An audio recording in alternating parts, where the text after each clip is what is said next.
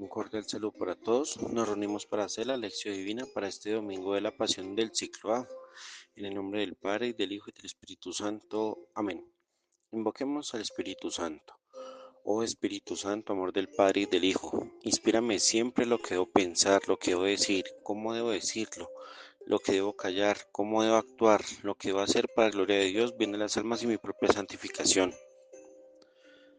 Espíritu Santo, dame agudeza para entender, capacidad para retener, mente y facultad para aprender, sutileza para interpretar, gracia y eficacia para hablar. Dame acierto al empezar, dirección al progresar y perfección al acabar. Amén. Iniciamos con el primer paso, que es la lectura, la cual tomamos del Evangelio según San Mateo, capítulo 26, versículo 14, hasta el capítulo 27, versículo 66. Mateo 26, 14 al 27, 66. Entonces uno de los 12, llamado Judas Iscariote, fue donde los sumos sacerdotes y les dijo: ¿Qué quieren darme y yo se los entregaré? Ellos le asignaron 30 monedas de plata, y desde ese momento andaba buscando una oportunidad para entregarle. El primer día de los ázimos, los discípulos se acercaron a Jesús y le dijeron: ¿Dónde quieres que te hagamos los preparativos para comer el cordero de la Pascua? Él les dijo: Vayan a la ciudad, a casa de fulano, y díganle: el maestro dice: mi tiempo está cerca, en tu casa voy a celebrar la Pascua con mis discípulos. Los discípulos hicieron lo que Jesús les había mandado y prepararon la Pascua. Al atardecer se puso a la mesa con los 12, y mientras comían dijo: yo les aseguro que uno de ustedes me entregará.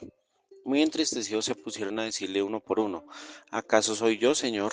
Él respondió: el que ha mojado conmigo la mano en el plato, ese me entregará. El Hijo del Hombre se va, como está escrito de él, pero hay de aquel por quien el Hijo del Hombre es entregado. Más le valdría a ese hombre no haber nacido. Entonces preguntó Judas, el que iba a entregarle: ¿soy yo acaso, Rabí? Dícele: sí, tú lo has dicho. Y mientras estaban comiendo, tomó Jesús pan y lo bendijo, lo partió y dándoselo a sus discípulos dijo: tomen, coman, este es mi cuerpo. Tomó luego una copa y dadas las gracias se la dio diciendo: beban de ella todos, porque esta es mi sangre de la alianza, que es derramada por muchos para el perdón de los pecados. Y les digo que desde ahora no beberé de este producto de la vid hasta el día en que lo beba con ustedes nuevo en el reino de mi Padre.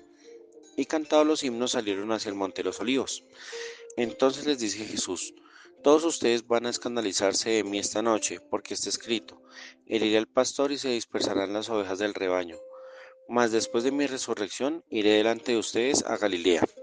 Pero intervino y le dijo: aunque todos se escandalicen de ti, yo nunca me escandalizaré.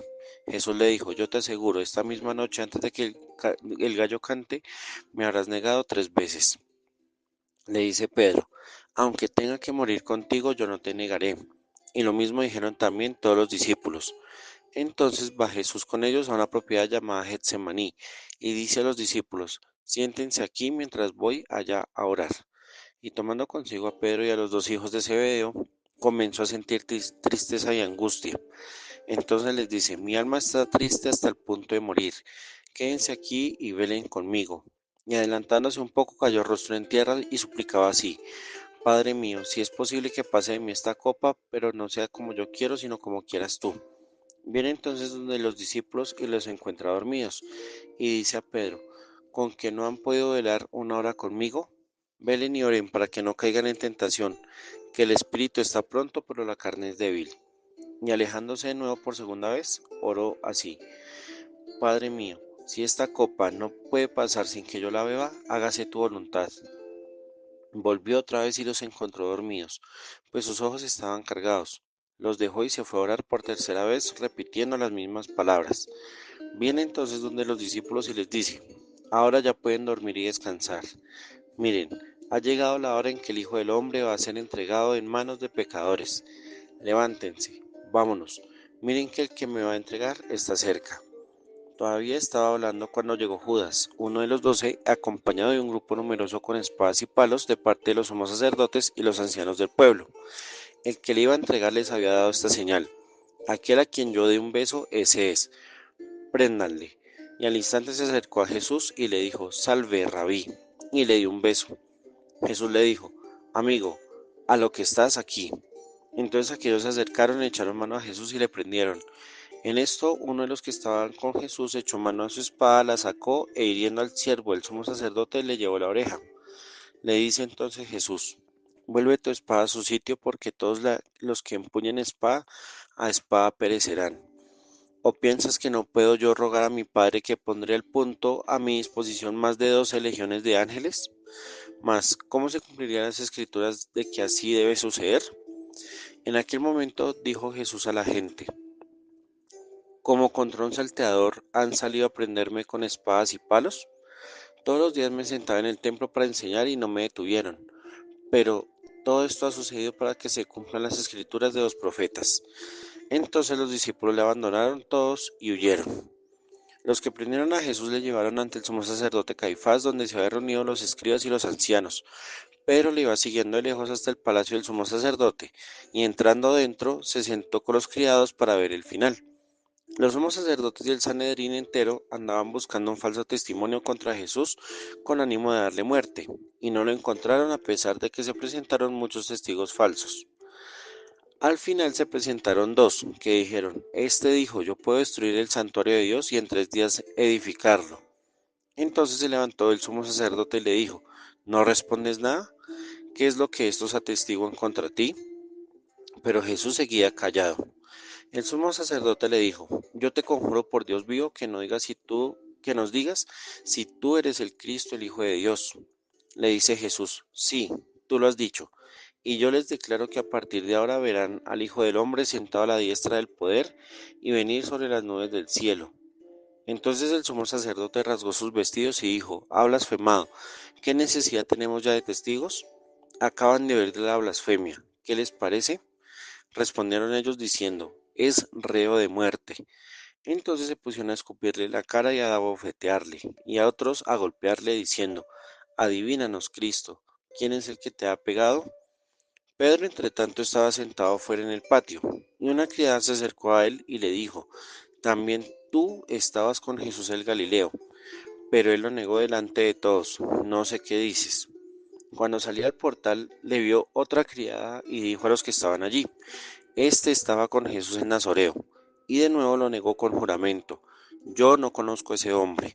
Poco después se acercaron los que estaban allí y dijeron a Pedro: ciertamente tú también eres de ellos, pues además tu misma habla te descubre. Entonces él se puso a echar imprecaciones y a jurar: yo no conozco a ese hombre. Inmediatamente cantó un gallo, y Pedro se acordó de aquello que le había dicho Jesús: antes que el gallo cante me habrás negado 3 veces. Y saliendo fuera, rompió a llorar amargamente. Llegada la mañana, todos los sumos sacerdotes y los ancianos del pueblo celebraron consejo contra Jesús para darle muerte, y después de atarle le llevaron y le entregaron al procurador Pilato. Entonces Judas, el que le entregó, viendo que había sido condenado, fue acosado por el remordimiento, y devolvió las 30 monedas de plata a los sumos sacerdotes y a los ancianos, diciendo: pequé entregando sangre inocente. Ellos dijeron: ¿a nosotros qué? Tú verás. Él tiró las monedas en el santuario. Después se retiró y se ahorcó. Los sumos sacerdotes recogieron las monedas y dijeron: no es lícito echarlas en el tesoro de las ofrendas porque son precio de sangre. Y después de deliberar, compraron con ellas el campo del alfarero, como lugar de sepultura para los forasteros. Por esta razón, ese campo se llamó Campo de Sangre hasta hoy. Entonces se cumplió el oráculo del profeta Jeremías, y tomaron las 30 monedas de plata, cantidad en que fue apreciado aquel a quien pusieron precio algunos hijos de Israel, y las dieron por el campo del alfarero, según lo que me ordenó el Señor. Jesús compareció ante el procurador, y el procurador le preguntó: ¿eres tú el rey de los judíos? Respondió Jesús: sí, tú lo dices. Y mientras los sumos sacerdotes y los ancianos le acusaban, no respondió nada. Entonces le dice Pilato: ¿no oyes de cuántas cosas te acusan? Pero él a nada respondió, de suerte que el procurador estaba muy sorprendido. Cada fiesta el procurador solía conceder al pueblo la libertad de un preso, el que quisieran. Tenían a la sazón un preso famoso, llamado Barrabás, y cuando ellos estaban reunidos les dijo Pilato: ¿a quién quieren que le suelte? ¿A Barrabás o a Jesús el llamado Cristo? Pues sabía que le habían entregado por envidia. Mientras él estaba sentado en el tribunal, le mandó a decir su mujer: no te metas con ese justo, porque hoy he sufrido mucho en sueños por su causa. Pero los sumos sacerdotes y los ancianos lograron persuadir a la gente que pidiera la libertad de Barrabás y la muerte de Jesús. Y cuando el procurador les dijo, ¿a cuál de los dos quieren que le suelte? Respondieron, a Barrabás. Les dice Pilato, ¿y qué voy a hacer con Jesús el llamado Cristo? Y todos a una, sea crucificado. ¿Pero qué mal ha hecho? Preguntó Pilato. Mas ellos seguían gritando con más fuerza, sea crucificado. Entonces Pilato, viendo que nada adelantaba, sino que más bien se promovía tumulto, tomó agua y se lavó las manos delante de la gente, diciendo, Inocente soy de la sangre de este justo. Ustedes verán.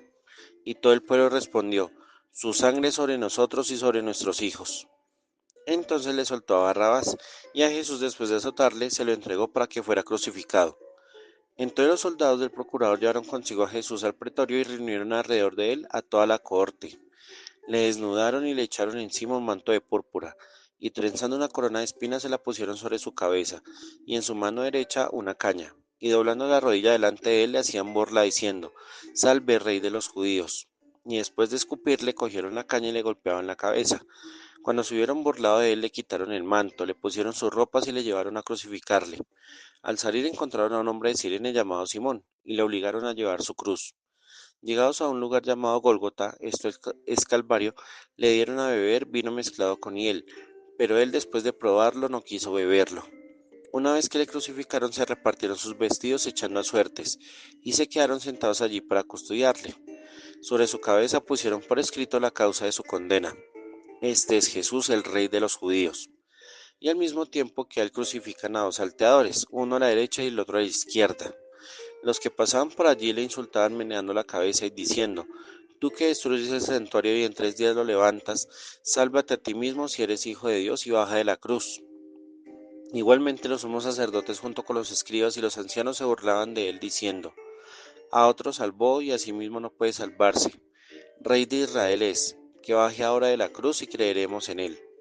Ha puesto su confianza en Dios, que le salve ahora si es que de verdad le quiere, ya que dijo, soy hijo de Dios. De la misma manera le injuriaban también los salteadores crucificados con él. Desde la hora sexta hubo oscuridad sobre toda la tierra hasta la hora nona. Y alrededor de la hora nona clamó Jesús con fuerte voz, Elí, Elí, lema sabactani, esto es, Dios mío, ¿por qué me has abandonado? Al oírlo algunos de los que estaban allí decían, a Elías llama este. Y enseguida uno de ellos fue corriendo a tomar una esponja, la empapó en vinagre y sujetándole una caña le ofrecía de beber. Pero los otros dijeron, deja, vamos a ver si viene Elías a salvarle. Pero Jesús, dando de nuevo un fuerte grito, exhaló el espíritu. En esto el velo del santuario se rasgó en dos de arriba abajo, tembló la tierra y las rocas se hendieron. Se abrieron los sepulcros y muchos cuerpos de santos difuntos resucitaron. Y saliendo de los sepulcros después de la resurrección de él, entraron en la ciudad santa y se aparecieron a muchos. Por su parte, el centurión y los que con él estaban guardando a Jesús, al ver el terremoto y lo que pasaba, se llenaron de miedo y dijeron, verdaderamente este era hijo de Dios. Había allí muchas mujeres mirando desde lejos, aquellas que habían seguido a Jesús desde Galilea para servirle. Entre ellas estaban María Magdalena, María la madre de Santiago y de José, y la madre de los hijos de Zebedeo. Al atardecer vino un hombre rico de Arimatea llamado José, que se había hecho también discípulo de Jesús. Se presentó a Pilato y pidió el cuerpo de Jesús. Entonces Pilato dio orden de que se le entregara. José tomó el cuerpo, lo envolvió en una sábana limpia y lo puso en un sepulcro nuevo que había hecho excavar en la roca. Luego hizo rodar una gran piedra hasta la entrada del sepulcro y se fue. Estaban allí María Magdalena y la otra María sentadas frente al sepulcro. Al otro día, el siguiente a la preparación, los sumos sacerdotes y los fariseos se reunieron ante Pilato y le dijeron, Señor, recordamos que ese impostor dijo cuando aún vivía, a los 3 días resucitaré. Manda pues que quede asegurado el sepulcro hasta el tercer día. No sea que vengan sus discípulos, lo roben y digan luego al pueblo, resucitó entre los muertos, y la última impostura sea peor que la primera. Pilato les dijo, tienen una guardia, vayan asegúrenlo como saben. Ellos fueron y aseguraron el sepulcro sellando la piedra y poniendo la guardia. Continuamos con el segundo paso que es la meditación. Dado que la estructura y secuencia de la pasión es muy conocida por todos, creyentes y no creyentes, a saber, cena, traición de Judas, prendimiento de Jesús, juicio por mano de los sumos sacerdotes, negaciones de Pedro, entrega a Pilato, decisión de soltar a Barrabás, la flagelación, la corona de espinas, el calvario, el cirineo que ayuda a Jesús, la desnudez de Jesús, la crucifixión, la muerte y la puesta en el sepulcro, nos vamos a detener únicamente en los detalles que son propios de Mateo y que nos darán una pauta para comprender, asimilar, interpretar, asumir y vivir el Evangelio que la liturgia nos presenta este domingo. Primero, este domingo, comúnmente llamado Domingo de Ramos, litúrgicamente se conmemora como el Domingo de la Pasión, ya que en la reestructuración de la liturgia promovida por el Concilio Vaticano II, al dividirse los ciclos en A, B y C, este domingo se lee la Pasión de cada evangelista sinóptico, Mateo en el ciclo A, Marcos en el B y Lucas en el C, dejando la lectura de la Pasión de Juan para el Viernes Santo. Sin embargo, este domingo llamado de Ramos se cree que ya se celebraba a finales del siglo III, puesto que en las crónicas y diarios de Egeria, en el siglo IV, se data que el domingo la asamblea recreaba la entrada del Señor a Jerusalén de esta manera. El obispo o el presbítero, a la entrada del templo, entregaba a cada fiel una rama de olivo, símbolo de la victoria de la gloria en Grecia, tal como en el Olimpo, o de palma, símbolo de la unión del cielo y la tierra para los romanos, pero con la fidelidad al sentido bíblico judío. El olivo como la esperanza de vida después del diluvio y la palma símbolo del triunfo de los fieles mártires. Y luego de que el ministro haya entregado la rama, se entonaban los salmos de alabanza para entronizar a Jesús en su palabra y en su presencia sacramental. Así, toda la semana del plenilunio del 14 de Nisan judío, luna llena entre marzo y abril, se leía y contemplaba la pasión del Señor y se celebraba la Pascua con los neófitos. Ya para el siglo VII en Hispania, actual península ibérica, se encuentra un esquema de celebración litúrgica, y para el siglo XI ya el Papa introduce esta celebración en una procesión que se hacía en San Juan de Letrán. Posteriormente, la liturgia de este día fusionó dos eventos significativos: la entrada gloriosa en Jerusalén como memoria del ingreso de Jesús a la ciudad santa y la actualización de la Semana de la Pasión del Señor. Esto nos deja claro cómo la mentalidad creyente fue dinamizando la comprensión de la vida de Jesús en el itinerario del discípulo para disponer su ser a la celebración de la Pascua, empezando por un camino de conversión, perdón y arrepentimiento, iniciado el miércoles de ceniza, hasta la entrada existencial a la Nueva Jerusalén, que es la Pascua victoriosa del Señor, como un compromiso de unión vital con Dios para permanecer en la santidad. Con este preámbulo vamos a tomar elementos propios que Mateo nos ofrece en su Evangelio para entender y vivir la pasión de Jesús en nuestras vidas. La fidelidad del discípulo verdadero y la tradición del apóstol cercano. Mateo, en su introducción del capítulo 26, nos muestra un panorama que la liturgia no lee hoy. En los versos del 1 al 5 se describe la conspiración de los sacerdotes y los ancianos para detener y asesinar a Jesús. Luego hay una escena preciosa donde una mujer, que según los otros evangelios es María, la hermana de Lázaro y de Marta, unge con perfume a Jesús, anunciando simbólicamente su sepultura. Y luego de la indignación de los discípulos, Jesús expresa su deseo que ese signo quede para la posteridad. Esta unción prepara la muerte de Jesús y ante este perfume viene la oscuridad del traidor. Se ofrece como esclavo 30 ciclos de plata para entregar al maestro. La mujer muestra su fidelidad en la casa con perfume que ha adquirido con alto costo, para ofrecerse como aroma suavizante del Señor, mientras que el apóstol traiciona con el olor del metal, precio de esclavo a quien le dio sentido a su vida, dejando en nosotros la pregunta: ¿cuál es el aroma que entregamos a Jesús? ¿Cuál es el olor que nos identifica? Y el verbo que usa Mateo es muy crudo frente a la intención de Judas. Buscaba la mejor oportunidad, eukairían. No supo aprovechar el kairos de Dios y sí planeaba la oportunidad más bella, la mejor para entregar a Jesús. La pregunta de los discípulos: ¿dónde quieres que preparemos la Pascua? Esta pregunta remite a dos realidades. La primera, históricamente lógico que los discípulos pregunten a su maestro por la ubicación para celebrar la Pascua, ya que Jerusalén era visitada por un gran número de judíos para estar en la ciudad de David celebrando el paso liberador de Dios. La segunda es una realidad del discípulo en la actualidad, y es la frase de Jesús: mi tiempo está cerca, en tu casa quiero celebrar la Pascua con mis discípulos. El verbo es muy bello, Celeis, me gusta, es mi mayor deseo. Mi kairos ha llegado. La oportunidad de Jesús ha llegado para entregarse y cumplir la voluntad del Padre. Es una frase que nos interpela para saber si nuestro hogar, es decir, nuestro cuerpo, nuestro entorno, está preparado para que Jesús pueda hacer el paso liberador, con lo que nos invita profundamente a revisar qué necesito para que Jesús pueda estar en mi casa, en mi vida, en mi ser, y así celebrar la libertad que ofrece para una vida nueva, una vida donde Dios se quede y muestre su fuerza. En este caso, tanto el Evangelio como la vida actual mostrará la acción del discípulo. Hicieron todo lo que Jesús les había mandado. No basta solamente con las palabras o las intenciones. El verdadero discípulo es quien prepara la Pascua en doble vía, para sí mismo en cuanto a que él requiere ser salvado y para los demás en la medida que Cristo se entrega por la humanidad entera. El grupo se reduce de los discípulos a los 12. Los únicos que celebran el ceder con Jesús son los 12 apóstoles. Jesús rompe consigo mismo y con los 12 el ritual familiar. Según la Hagadá, el ceder debe hacerse de esta manera. El padre de familia junto con su esposa listan la celebración. El candelabro, que es la menorá, los salmos, las copas de vino, los alimentos y la Torá. En cuanto a los pasos deben celebrarse así. Primero Kadesh, que es la santificación. Se recita el Kiddush y se bebe la primera copa de vino, reclinados hacia la izquierda. Segundo el Urhatz, el lavado. Lavado de manos sin bendición. Tercero Karpas, verdura. Se toma una verdura, apio o papa y se moja en agua salada. Cuarto Yahatz, partir. Se parte la matzá del medio en dos. La parte mayor se guarda para el aficomán. Magid, el relato. Se narra la historia del éxodo, se hacen las 4 preguntas y se bebe la segunda copa de vino. Aquí en este punto está la Ma-Nishtana. ¿Por qué esta noche es tan diferente a todas las demás noches? Y al hacer una evocación de las plagas se derraman gotas de vino al mencionar cada plaga.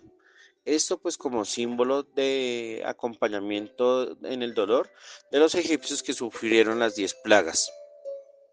Raksá, lavado. Lavado de manos antes de comer la matzá. Motzi, matzá, la bendición. Bendición sobre el pan, que se llama matzá, y el consumo de la misma. Maror, hierbas amargas. Consumo de hierbas amargas, lechuga o rábano mojadas en jaroset. Korek, el sándwich. El sándwich de matzá y maror, el recuerdo del gilel. 10. Jaroset, 10. Shulhan Orech, la cena. Se sirve la comida festiva. Safún, lo escondido. El consumo del aficomán, la matzá guardada. Barek, bendición. Bendición después de la comida y tercera copa de vino. 13º Halel, la alabanza. Salmos de alabanza y cuarta copa de vino. 14 Nirsa, que es la aceptación. Conclusión del ceder con el deseo de el próximo año en Jerusalén. No olvidemos este esquema, ya que nos va a servir para entender cómo Jesús hace la nueva alianza con el pueblo a través de los 12.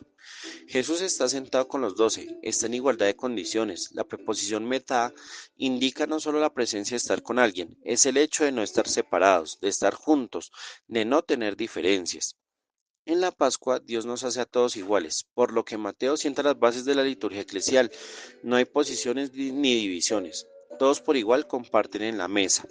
En los 3 primeros pasos, Urhatz, que es el lavado de manos, el Kadesh, que es la ingesta del apio en agua salada evocando las lágrimas de la esclavitud, y Karpas, que es la primera copa de vino tomada como alegría por volver a celebrar la Pascua, aquí es donde Jesús anuncia la traición de uno de los suyos.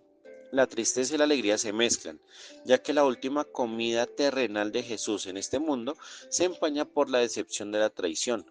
Y miremos cómo cambia el lenguaje.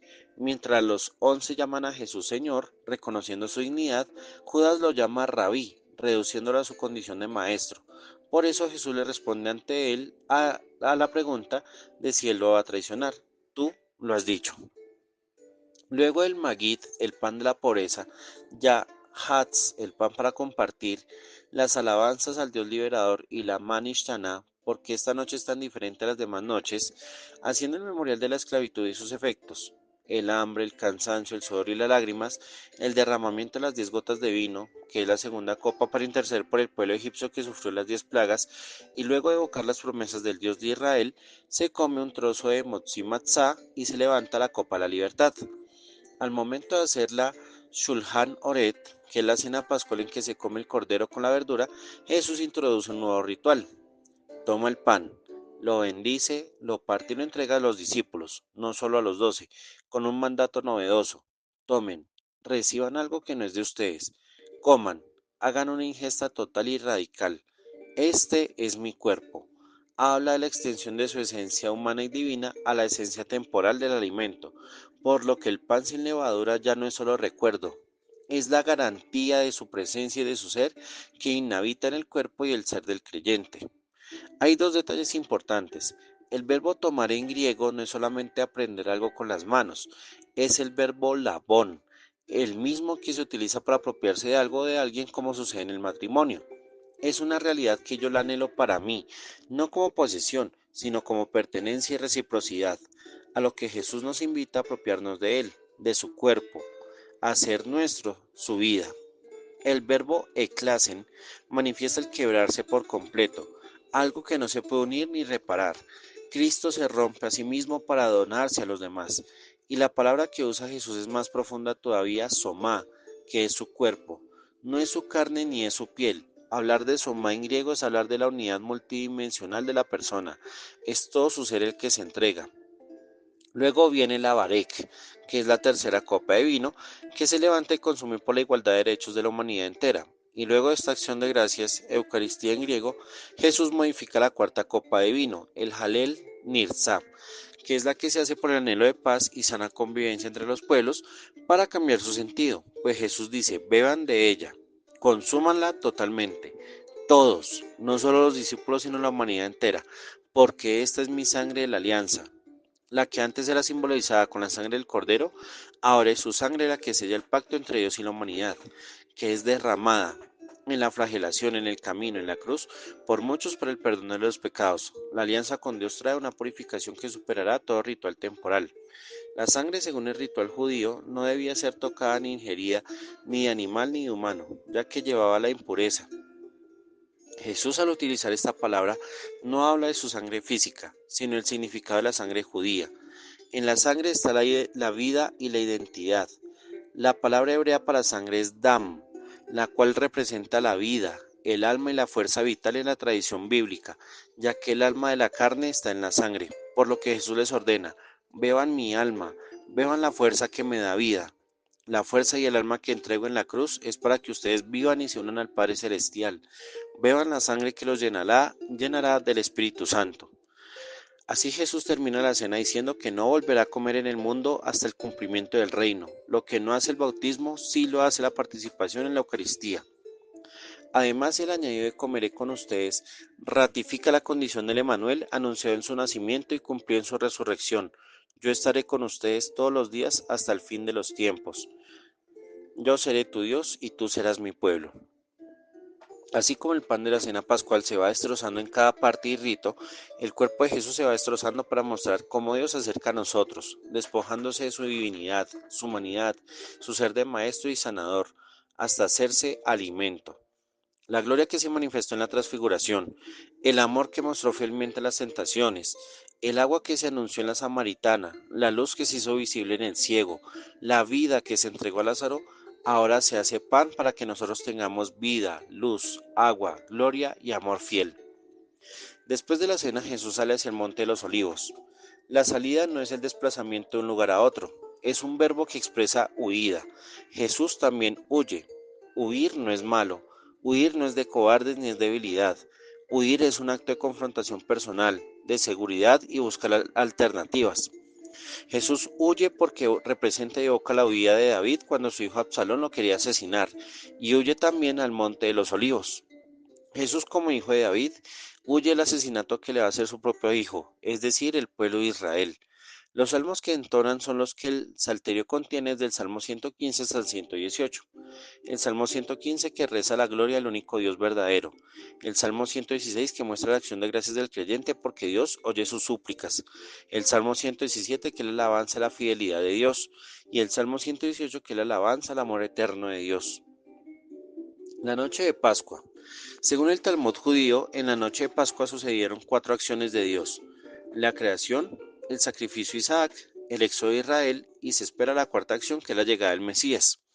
En ese sentido, Mateo quiere mostrar que después de la meditación y el canto de estos salmos, es entronizado el Mesías esperado. En la oscuridad del caos, Jesús inicia una nueva creación. En la noche de luna llena de Pascua, el Padre Celestial sacrificará a su unigénito. En la cena nocturna será la sangre de Cristo la que dé nueva vida a los discípulos. Será en la noche de la cruz donde llegará el Mesías en su gloria después de la muerte. Las predicciones de Jesús que pasarán esa noche. Jesús anunciará el escándalo y el abandono por parte de sus discípulos. Anunciará el retorno a Galilea después de su resurrección y anunciará la traición de Pedro. Tres predicciones que suceden en nuestra vida espiritual. Cuando parece que Jesús se ausenta, preferimos huir y escondernos. Pero así como a veces nos alejamos, Jesús nos espera en la Galilea de nuestra vida. Y aunque como Pedro le prometemos a Dios fidelidad y presencia, el miedo y el pecado nos hacen renegar de nuestra fe. Getsemaní, situado al pie del Monte de los Olivos y frente al Valle de Cedrón en Jerusalén, significa literalmente prensa de aceite, en arameo Gad Esmané, haciendo referencia a los lagares donde se procesaba la aceituna. Fue el lugar de la agonía de Jesús y su traición por Judas, convirtiéndose en un símbolo de la presión espiritual y sacrificio, conectando el cultivo de olivos con la narración bíblica. Es decir, al igual que las aceitunas se presionaban y trituraban para extraer el aceite, Jesús como grano vivo es exprimido en este valle para extraer su esencia salvadora. Jesús sale con Pedro y los hijos de Zebedeo y su oración está cargada de tristeza y angustia. Y ante su oración, donde renuncia a su voluntad para obedecer al Padre, recrimina enojado a sus discípulos por quedarse dormidos y no orar, y ordena la vigilancia, saber ver en la oscuridad, y la oración, comunicación existencial con Dios, para fortalecer el espíritu, tendencia al bien supremo y no ceder a la carne, tendencia al mal que conduce a la muerte. Hay una realidad muy bella y es que así como Mateo ha desarrollado a lo largo de su evangelio cómo en Jesús se cumple el Emanuel, Dios con nosotros, Jesús ahora devuelve su condición en una triple petición para no estar solo. Jesús llega al huerto con ellos, les pide velen conmigo y al final reclama, ¿no han podido permanecer en oración conmigo? Aunque Dios está con nosotros, Él también necesita sentir que estamos con Él. Y en este relato de la pasión sentimos esa necesidad de Jesús para no dejarlo solo. Muchas veces le pedimos que nos acompañe y guíe, pero Él también necesita de nuestra compañía, que pueda actuar con y a través de nosotros. Aquí Mateo está sentando las bases de una verdadera eclesiología. La iglesia es la que sabe estar con Dios y estar con la humanidad. Una iglesia que no sabe estar con Jesús y que no sabe caminar con los demás, no ha entendido su misión y su vocación. La fe no es algo intimista, es donación y expresión comunitaria. Jesús ha orado y es modelo de oración. Epesen. Jesús cae con el rostro en tierra, mostrando su entrega y confianza, pero también revelando su miedo, su angustia, su falta de fuerza, su agotamiento. En la primera hora de oración Jesús expresa su miedo, pero en la segunda asume su identidad como hijo de Dios. Ya ha demostrado que el tentador que se encontraba en Mateo 4 no logró su cometido de hacerlo dudar de su identidad, ahora ya afronta con valentía su destino, pues ya no está solo. Sabe que el resultado de su oración en la certeza es la compañía del Padre. Después del beso de Judas, el cuerpo de Jesús ya no es suyo, sino de los sumos sacerdotes y ancianos, evocando así como el Cordero ya no es libre, sino que ahora es víctima para el sacrificio de Pascua. El siervo del sumo sacerdote era una extensión de su presencia.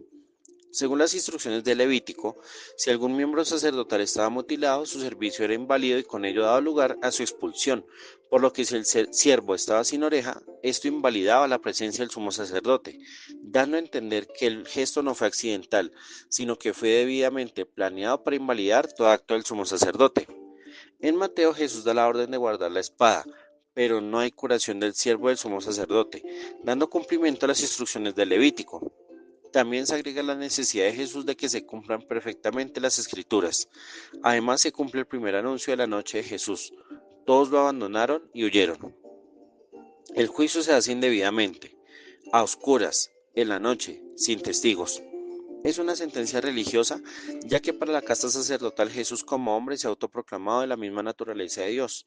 Son todos los que están ahí los que le escupen, golpean e insultan. La última vez que Mateo menciona a Pedro con nombre propio es en la negación.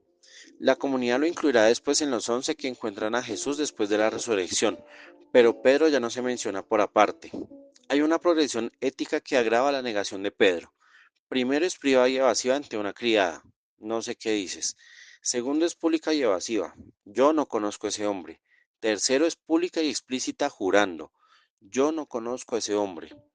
Quien afirmó en Mateo 16, allí en Cesarea de Filipo, que Jesús es el Mesías, el Hijo del Dios viviente, uno de los primeros en seguirlo en el mar de Galilea, es mencionado por última vez como quien negó a su Señor. El canto del gallo alrededor de las 3 de la mañana a menudo se asocia con el gallinicium romano. Este término, el galinicium, designaba el toque de trompeta que anunciaba el cambio a la tercera vigilia de la noche, el relevo de guardia entre las 3 y las 6 de la mañana, marcando así el final de la noche y el amanecer cercano. No era el canto del animal, era un sonido para indicar el cambio de guardia romano. Un sonido pagano anuncia el cumplimiento de la tercera profecía anunciada esa noche por Jesús. Antes de que el gallo cante me habrás negado 3 veces. La última imagen que plasma Mateo sobre Pedro es que está solo, afuera y llorando amargamente. Es la imagen final de la comunidad que reniega de su fe y de su maestro. Es la consecuencia dolorosa para quien se aleja y no entiende la pasión ni la donación del Señor. El nombre original de Judas proviene del verbo del hebreo Yehudá, que significa alabado, alabanza a Dios o acción de gracias. Es un nombre teofórico hebreo antiguo que deriva del cuarto hijo de Jacob, Judá, y es un nombre muy común en el antiguo Israel, asociado con la tribu más poderosa. Su femenino es Judith, y es un nombre muy bello, ya que quiere decir el que alaba y agradece a Dios. Sin embargo, en Mateo es la expresión de la pérdida total de la identidad. Si Jesús tuvo clara su identidad como Hijo de Dios, como Salvador, pues Jesús significa Dios salva, la misión de Judas era alabar y agradecer a Dios con su vida. Pero cuando se pierde la identidad, se pierde la misión. Y cuando una persona no sabe quién es ni qué sentido le da a su vida, termina perdiendo su existencia. El relato del suicidio de Judas no es una indicación ni amenaza frente a los que cambian de parecer en su relación con Jesús, sino que es la expresión de las consecuencias de no asumir la identidad, perder el horizonte de la vida, no vivir verdaderamente el vínculo con Jesús y pensar que los errores humanos pueden sobrepasar la misericordia de Dios. Por ello, Mateo introduce esta escena del suicidio de Judas para catequizar que no basta solo con el remordimiento y que una soledad mal asumida puede desencadenar grandes decepciones. Hasta aquí, Mateo termina todas las citaciones del Antiguo Testamento. Los anuncios proféticos de desgracia y sufrimiento terminan con la muerte del traidor. Finalmente hay algo que no se puede olvidar. Judas, antes de morir, declara que Jesús es inocente. Pilato hace la pregunta propia de un magistrado de su época. ¿Eres tú el rey de los judíos? Cambia la orientación que daban los sacerdotes. ¿Eres tú el Cristo? Dándole una connotación política buscando un argumento que era peso al derecho de romano de acabar con la vida de alguien, pues proclamarse Dios o rey era usurpar la condición del César, y lógicamente exoneraba de injusta la decisión del procurador. Sin embargo, Mateo hace un paralelo interesante. Mientras Herodes quiere matar al recién nacido, Pilatos quiere evitar su muerte, lo que indica que es su propio pueblo, Herodes en su infancia y ahora los sacerdotes y ancianos, el que quiere dar fin a la presencia de Dios con nosotros. Desde su llegada hasta su deceso, es el propio Israel el que quiere acabar con la vida de Dios, no acepta su salvación. Durante el proceso, Pilato intenta 3 veces salvar a Jesús. La primera es dándole la oportunidad de la defensa, por medio de argumentos ya que no había cargos formales o reales. La segunda es el privilegio pascual. Aunque es incierta la costumbre, se decía que en algunas fiestas era permisivo dar indultos o libertades. Aunque Pilato expone a Jesús como posible liberado, el pueblo movido por la religión pide la libertad de Barrabás. Y la tercera y última es la intercesión de la mujer de Pilato. Según algunos relatos, la esposa de Pilato se llamaba Claudia. El nombre Claudia proviene del latín claudus, que significa cojo o lisiado, relacionado con el verbo claudo, que significa cerrar. Aunque algunos lo vinculan con el significado de cerrar, la etimología más aceptada se refiere a una condición física. Aquí Mateo quiere mostrar que Dios se vale de los sueños para manifestar alguna señal, tal como ocurrió con José en el Génesis, en Jacob o en el profeta Daniel, y luego en San José y los sabios del Oriente. Él puede manifestar su realidad a personas con capacidad para hacer discernimiento claro y justo, pues en el Evangelio se dice que esta mujer ha sufrido demasiado por la sentencia de ese hombre, y el verbo es el mismo que se utiliza para hablar de enfermedades terminales o lesiones que ponen en riesgo la vida humana. El sueño ha tocado e interpelado su vida, y su sufrimiento es por no hacer nada por ese hombre. Aquí Dios supera toda condición para comunicarse. Esta mujer es pagana. Su condición de mujer no le daba garantías sociales de credibilidad, y por ser mujer y pagana, no tenía opciones de entender la religión judía y no conocía al Dios de Israel, pero sabía y entendía que Jesús es justo. Y tal como hemos visto en ocasiones anteriores, ya sabemos que justo en Mateo significa el que agrada y deleita a Dios. Esto puede ser una señal para nosotros, saber identificar que en los sueños Dios puede también hablarnos, que nadie está demasiado tarde para estar con Dios y que muchas veces en los momentos de dolor o injusticia Dios aparece para acompañarnos. La tradición señala que esta mujer se convirtió al cristianismo y en el rito griego aparece canonizada. Después de tratar de soltar a Jesús, Pilato termina lavándose las manos, gesto judío no romano que usa Mateo para expresar que Pilato sí tenía conocimiento de la justicia hebrea y por tanto pretende liberarse de su culpabilidad, aunque la decisión la toma por presión del pueblo. Jesús es convertido en un payaso, un bufón que genera burlas. Lo desnudan delante de toda la compañía de soldados en el pretorio. Le ponen el escarlata, que era la tela de los reyes, y los manteles de la realeza. Le coloca la corona de espinas para simular su realeza y como cetro una caña. Simón de Cirene aparece como alguien obligado a ayudar a llevar la cruz al condenado. La palabra griega que aparece es engareusan, que se refiere a la ayuda de los soldados, que los soldados estaban destinando a los civiles para ayudar a llevar sus equipajes en sus campañas militares, por lo que era un servicio de forzosa aceptación. Recordemos que Simón deriva de Shema, el que escucha a Dios.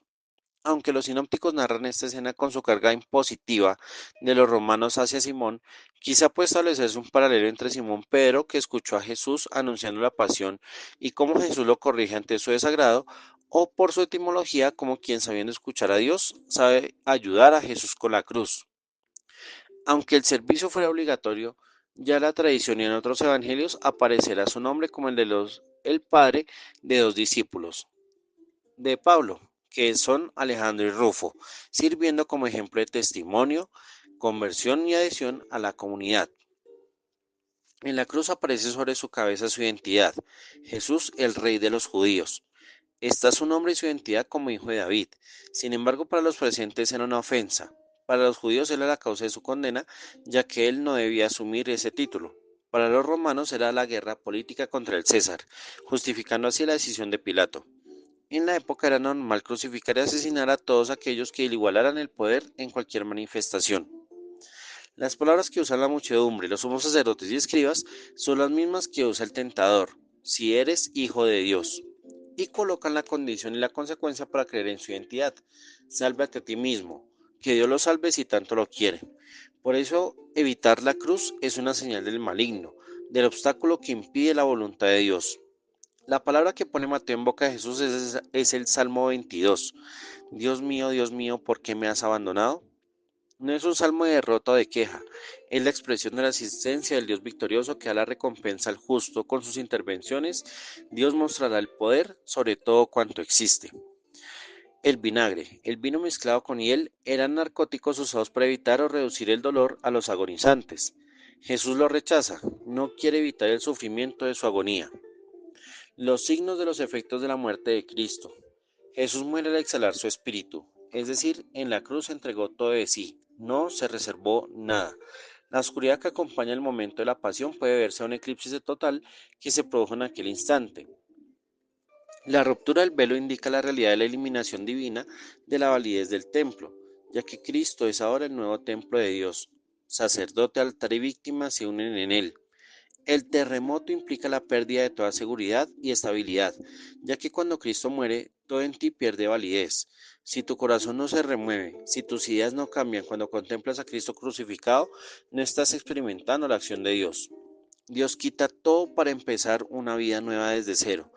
Toda crisis, prueba y lucha es una forma de generar terremotos en tu vida, en lo que piensas, en lo que tú sientes. Los justos que resucitan es la señal evidente de la apertura entre el Antiguo y Nuevo Testamento. Todos aquellos que esperaron la salvación reciben su recompensa, tal como lo leemos y meditamos en el oficio de lectura del Sábado Santo, iniciando con Adán y Eva y continuando por Noé, Abraham, Isaac, Jacob, Moisés y todos los jueces, profetas y justos hasta llegar a José, Juan Bautista, el justo Simeón y todos aquellos que esperaron y confiaron en las promesas de Dios. Ellos han iniciado su vuelta a la vida en la gloria de Dios. Y este es nuestro consuelo. Quien cree en Dios jamás morirá. Ya el Hades no tiene poder sobre el creyente. El centurión, al ver lo ocurrido, expresa en afirmación lo que el tentador quiso ocultar. Verdaderamente sí es el Hijo de Dios. Quien se abre a la fe y se convierte es quien es capaz de contemplar la cruz, quien se dejó sacudir por la fuerza de su amor redentor, quien supo ver la fuerza derramada por amor, quien ve a los justos volver a la vida, quien vio el Espíritu de Dios salir del cuerpo de Jesús, es quien manifiesta la fe con pureza total. Y aquí se destaca la fidelidad y presencia de las mujeres. Son ellas el verdadero ejemplo de discipulado. No dejaron a Jesús solo. José de Arimatea. Es el testimonio de un seguimiento amoroso hecho de corazón en el silencio. No se mencionó en ninguna escena de la vida pública de Jesús. José es el ejemplo de varias virtudes. Su confianza no está en sus riquezas, sino en su amor y fe a Jesús. Su valentía al ir solo a pedir el cuerpo de Pilato. Imaginemos esa escena. Él está destrozado, confundido, adolorido por la muerte de su maestro. Habían mil preguntas y reclamos. Sin embargo, al atardecer, cuando comienza un nuevo día, el día de la gran celebración, no quiere hacer el ceder de Pesaj, solo quiere darle sepultura a Jesús de Nazaret, y por esa valentía su nombre quedó en la eternidad. Fue el único que quiso conservar el cuerpo del Maestro. Por un José, Dios quiso habitar en el mundo como un niño. Ahora por otro José, se despide del mundo. Ojalá nosotros tuviéramos el amor y valentía de estos Josés, el amor y la justicia obediente de José de Belén, el carpintero, para hacer lo que Dios ordena, y supiéramos poner nuestra riqueza y valentía como José de Arimatea para saber dar descanso y refugio a Jesús. ¿Cómo recibiría en el cielo Jesús a José de Arimatea? ¿Qué pasaría por la mente y el corazón de José de Arimatea cuando supo que ya su maestro no está en el sepulcro? Ahora, ¿con qué valentía iba José de Arimatea para que Pilato diera la orden inmediatamente de entregarle el cuerpo de Jesús? Generalmente todos los condenados iban a una fosa común, donde se juntaban los cadáveres de criminales, pobres y anónimos. En cambio, una tumba excavada por una persona indicaba su posición social y económica y señalaba que ese sitio pertenecía a él y a su familia. José entrega a Jesús su propia tumba, señalando con esto su desprendimiento. José tiene gestos de amor que no se comparan con nadie. Envuelve en una sábana limpia el cuerpo de Jesús. Lo que hace el sacerdote con el corporal en el altar, lo que hace un ministro de la comunión al guardar a Jesús en el portaviático para llevar la comunión a los enfermos, lo que hace el obispo al entregar los óleos llenos del Espíritu Santo a su comunidad, fue lo que hizo José de Arimatea. Envolvió las manos que trabajaron en la carpintería y sanaron tantos enfermos. Cerró y cubrió los ojos que vieron tantas veces alegrías y tristezas. Cubrió la boca del maestro que hablaba a todos y cuya voz no y consoló. Cubrió el pecho que tenía un corazón lleno del amor del Padre y del Espíritu. Un corazón que amó, gozó, pero que también lloró y se decepcionó. Cubrió las piernas y los pies de un caminante que anduvo de Belén a Egipto, de Nazaret al río Jordán, de Galilea a Samaria, al extranjero y finalmente cuyos últimos pasos fueron dados en Jerusalén. ¿Cómo se sintió José preparando el cuerpo del Maestro para su última morada? Después de enterrar a Jesús, puso una gran piedra. Esta piedra simboliza no una puerta, sino la ruptura y separación que hay entre vivos y muertos. Más que asegurar el cuerpo, se dejó la evidencia que Jesús ya no hace parte del plano terrenal, y José se fue. Ese es el desprendimiento y la confianza del discípulo. No se retiene al maestro, pero quienes se quedan son las mujeres ratificando nuevamente su amor fiel, amor que le hizo falta a los apóstoles en ese momento.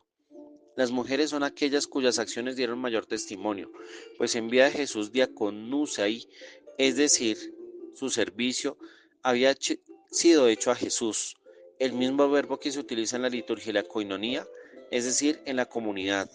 Son las verdaderas servidoras las que permanecen siempre fieles a Jesús. El texto termina con una nueva insidia del maligno. Los sacerdotes y Pilato sellan la entrada ratificando así la desconexión total del cuerpo de Jesús con los demás, y se pone una guardia romana para que vigile el sepulcro. Como vemos, es un desenlace doloroso. No hay comunidad, no hay apóstoles, no hay celebración de Pascua. Solo queda el amargo recuerdo del maestro que se ha ido. Unas mujeres que a pesar del dolor y la amargura de su llanto, su amor no les impide permanecer fieles hasta el sepulcro. Un templo destruido y sin sitio para inmolar el Cordero Pascual. Muertos que aparecen con signos de vida victoriosa y unos soldados que dejan su creencia pagana para adherirse al verdadero Hijo de Dios.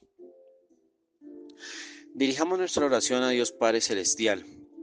Padre misericordioso, quizás hoy no existan las palabras suficientes para escribir o agradecer el inmenso amor que nos tienes.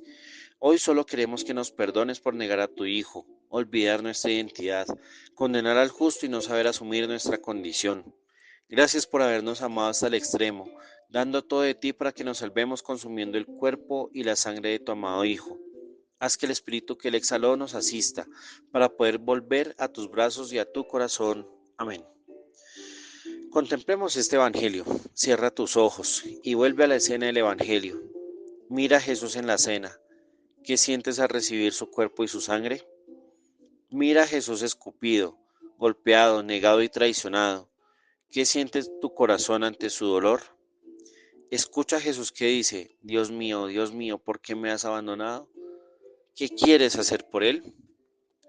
Asumamos nuestro compromiso de vida por medio de la acción. Acción desde Jesús.